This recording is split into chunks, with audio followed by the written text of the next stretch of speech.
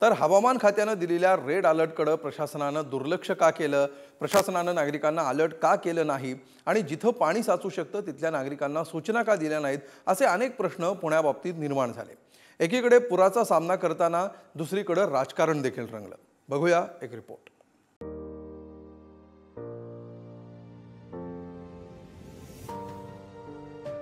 घरं पाण्यात, रस्ते पाण्यात, दुकानं पाण्यात, वाहनं पाण्यात आणि प्रशासनाचा कारभारही पाण्यात। असं म्हटलं तर वावगं ठरणार नाही, कारण पुणेकरांवर रात्री अस्मानी संकट तर कोसळलंच, पण त्याबरोबर सुलतानी संकटही आलंय। खडकवासला धरण परिसरात 100 मिलीमीटर आणि घाटमाथ्यावर 200 मिलीमीटर पेक्षा जास्त पावसाची नोंद झाली। खडकवासला धरणातून बुधवारी मध्यरात्री 27,000 क्युसेक वेगानं पाणी सोडलं।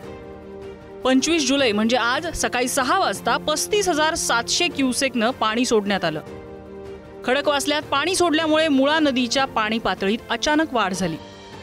मुळा नदीच्या पात्रातल्या अनेक सोसायट्यांमध्ये पाणी शिरलं। पुणे, सातारा आणि कोल्हापूर या संपूर्ण भागामध्ये प्रचंड पाऊस आणि अतिवृष्टी झाली आणि काल रात्री प्रशासनाच्या माध्यमातून पाणी धरणातून सोडण्यात आलं। तर माझी एवढीच विनंती आहे की पाऊस झाला ते कुणाच्याच हातात नसतं, पण पाऊस पडल्यानंतर सरकारने पाणी सोडायच्या आधी नागरिकांना काहीतरी कळवायला तरी पाहिजे होतं, भोंगा तरी वाजवलं, काहीतरी अलर्ट करायला पाहिजे होतं। आणि त्याचबरोबर जेव्हा सरकारला माहिती होतं ऑरेंज किंवा रेड अलर्ट आहे, तेव्हा पुण्याच्या नागरिकांना आधी का नाही सांगण्यात आलं? अशा प्रकारचं नैसर्गिक संकट आल्यानंतर विरोधक काय आरोप करतात त्याला जास्त महत्त्व देण्यापेक्षा जे नागरिक आपल्या अडचणीत नाहीत त्यांना बाहेर काढून पुन्हा जरी पाऊस पडला, जे काही ऑरेंज अलर्ट दाखवला आहे किंवा येलो अलर्ट दाखवला आहे, त्यामध्ये मला याच्यात राजकारण करायचं नाही। कोणी काय बोललं त्याला उत्तर पण द्यायचं नाही, त्याच्यात वेळ पण घालवायचा नाही। खरं तर 24 जुलै रोजी पुण्याला रेड अलर्ट देण्यात आला होता। अशा वेळी प्रशासनानं पुरेशी खबरदारी घेणं अपेक्षित होतं, मात्र याकडे जिल्हा प्रशासनानं दुर्लक्ष केल्याचा आरोप होतोय। हवामान खात्यानं दिलेल्या रेड अलर्टकडे प्रशासनानं दुर्लक्ष का केलं? प्रशासनाने नागरिकांना अलर्ट का केलं नाही? जिथे पाणी साचू शकतं तिथल्या नागरिकांना सूचना का दिल्या नाहीत? सुरक्षित ठिकाणी स्थलांतर करण्याबाबत आधी कल्पना का दिली नाही? 18,000 कोटी पुराशी सामना करण्यासाठी तरी बिहारला दिले जात आहेत, त्यांना हा महाराष्ट्रातला पूर दिसत नाही का? तर आम्हाला निदान 1,000 कोटी तरी द्या, 1,800 कोटी तरी द्या, हे सांगण्याची हिंमत ज्या सरकारमध्ये, ज्या राज्यकर्त्यामध्ये नाही। देवेंद्रजी आहेत, स्वतः तिथे त्यांनी पालकमंत्री आहेत, स्वतः सगळे लक्ष ठेवून आहेत, सगळ्या यंत्रणा त्या ठिकाणी काम करत आहेत। NDRF आहे, SDRF आहेत, महसूल यंत्रणा आहे, पोलीस यंत्रणा, सगळे काम करत आहेत, कार्यकर्ते त्या ठिकाणी काम करत आहेत। नैसर्गिक आपत्ती आहे, एवढा मोठा विक्रमी पाऊस त्या ठिकाणी झालेला आहे, कधी नव्हता एवढा, आणि त्यामुळे पूर परिस्थिती पुण्यामध्ये निश्चित आहे, काळजी करण्यासारखीच आहे। पण शासन त्या बाबतीमध्ये, मदतीच्या बाबतीमध्ये कुठेही कमी नाही आहे। वास्तविक पाहता जेव्हा खडकवासला धरणातील विसर्ग 55 ते 60,000 क्युसेक होतो, तेव्हा ही परिस्थिती उद्भवते, तसा यापूर्वीचा अनुभव आहे।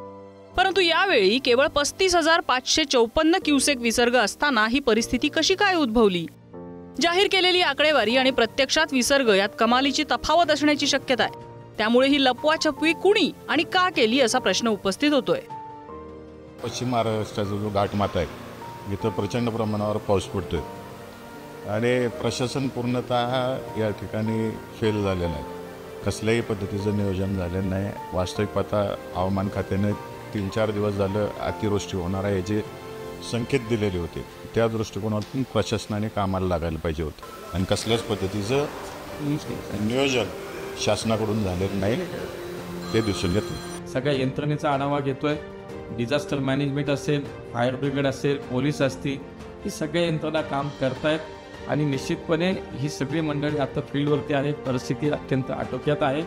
पण पुढच्या काही वेळेमध्ये अधिक पाऊस होण्याची शक्यता आहे, असंही सुहास दिवसे यांच्या बोलण्यातून आलं आणि त्यामुळे यंत्रणा सतर्क आहेतच, पण नागरिकांनी सुद्धा काळजी घेतली पाहिजे।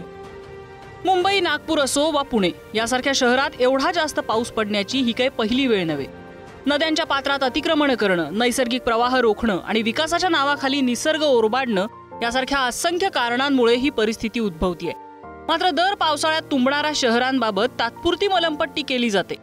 ठोस उपाय कधी होणार हाच प्रश्न आहे आणि राजकीय नेत्यांनी एकमेकांवर चिखलफेक करण्यापेक्षा हातात हात घालून हे प्रश्न सोडवले पाहिजेत। अन्यथा एक दिवस सर्वसामान्य या नेत्यांना बुडवल्याशिवाय राहणार नाही. अनाउन्समेंटच्या गाड्या आमच्या तिकडच्या लेनला तर फिरकल्या पण नाहीत. लाखोचं नुकसान झालेलं आहे. ही सत्य परिस्थिती झालेली आहे. ही इकडची परिस्थिती लोक बघतायत सगळे. आता आमच्या इथं आता एक पण माणूस नाहीये. लोक अक्षरशः बायका पूर्ण रडतायत. लाखोचं नुकसान तिथं झालेलं आहे. अनाउन्समेंट जर झाली असती तर कदाचित आम्ही वेळेत सामान त्या लोकांचं हलवू शकलो असतो. आम्ही पण त्यांना मदत केली असती. आता त्या बायकांना काय करणार आहेत? ब्युरो रिपोर्ट, पुढारी न्यूज.